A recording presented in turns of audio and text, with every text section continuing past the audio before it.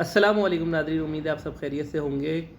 नई वीडियो जो आज की मैं आपके लिए लेकर आया हूँ, इस वीडियो के अंदर हम आपको कुछ छोटी छोटी टिप्स ऐसी देंगे जो आपको किसी बड़े मिसहैप से बचाएगी।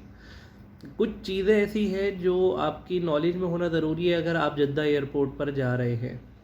अच्छा, एक नॉर्मली हमें ये आइडिया नहीं होता, क्योंकि जब भी हम जद्दा एयरपोर्ट की बात करते हैं तो नॉर्मली नाम आता है किंग अब्दुल अज़ीज़ एयरपोर्ट का।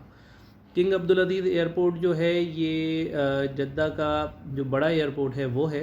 और अमूमन हम ये समझते हैं कि हमारी जो फ़्लाइट है वो वहीं लैंड करेगी। अनफॉर्चुनेटली ऐसा नहीं है।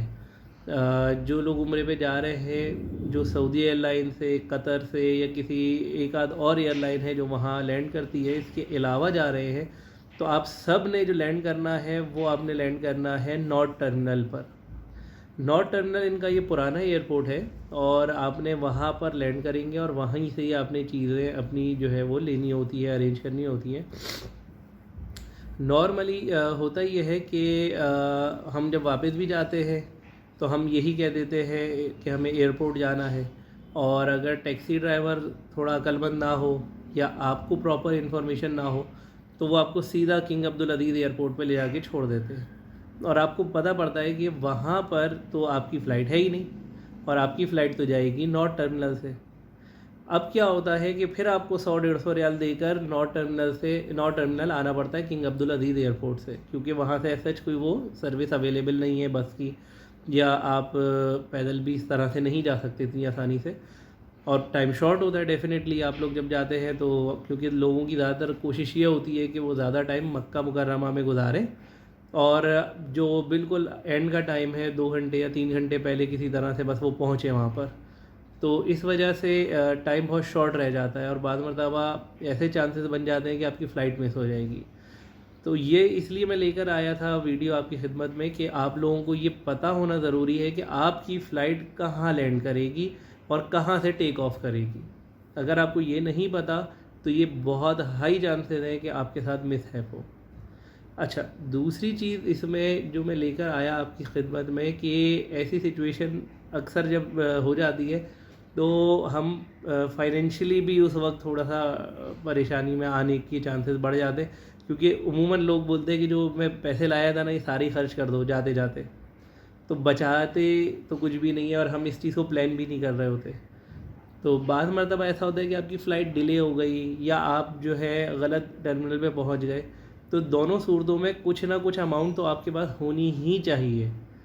तो एक पर्टिकुलर अमाउंट आप एक जब भी प्लान करें तो ये रखें अपने जहन में कि 200-300 रियाल, 400 रियाल आप एक्स्ट्रा अपने पास रखें कि in case of any mishap आपके पास वो अमाउंट मौजूद हो और आप किसी तकलीफ़ या परेशानी में ना आए। तो ये छोटी सी बातें आपके लिए इसलिए लेकर आया था कि बाद मरतबा ऐसा हो जाता है कि हम पहुंच तो गए सही और हमें ये पता पड़ा कि हमारी फ़्लाइट किसी वजह से हो गई है डिले। अब डिले होने की सूरत में बाद मरतबा तो कंपनीज़ मील प्रोवाइड कर देती है, बाद मरतबा नहीं करती। तो आपके पास एटलीस्ट वो टाइम गुजारने के लिए कुछ अमाउंट मौजूद हो, और जब आप कर लें चेक इन वगैरह सब कुछ कर लें, उसके बाद भले आप ख़र्च कर दें पैसे अपने। वहाँ ड्यूटी फ्री शॉप है, वहाँ पर आप खर्च करें या अंदर कुछ खाने पीने पे लगा लें, वो एक अलग चीज़ है। लेकिन जब तक आपका चेक इन ना हो जाए और आप वेटिंग लॉन्च तक ना पहुंच जाएं और जहाज़ के उड़ने में आपके थोड़े टाइम ना बचे, तो आपके पास कुछ ना कुछ अमाउंट लाजमी आपके पास होनी चाहिए, क्योंकि अनफॉर्चुनेटली अगर ऐसा नहीं होगा तो बहुत बुरे तरीके से आप फंस सकते हैं, परेशानी में आ सकते हैं। और ख़ुसूसन ये इन्फॉर्मेशन ज़रूर लेके रखें कि आपकी फ़्लाइट जो है वो किस टर्मिनल से जाएगी। आसान तो यही है कि सऊदी एयरलाइन, कतर एयरवेज़ और एक आध एयरलाइन और है, इसको छोड़कर तमाम एयरलाइंस जो है सब जो लैंड करती हैं वो नॉर्थ टर्मिनल पे करती हैं।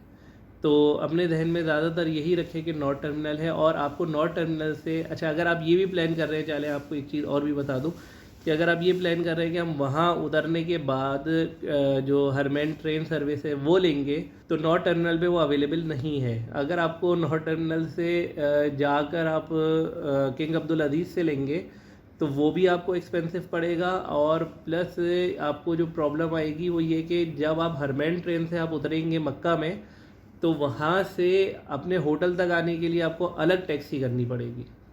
तो यूँ आपको वो काफ़ी एक्सपेंसिव पड़ता है।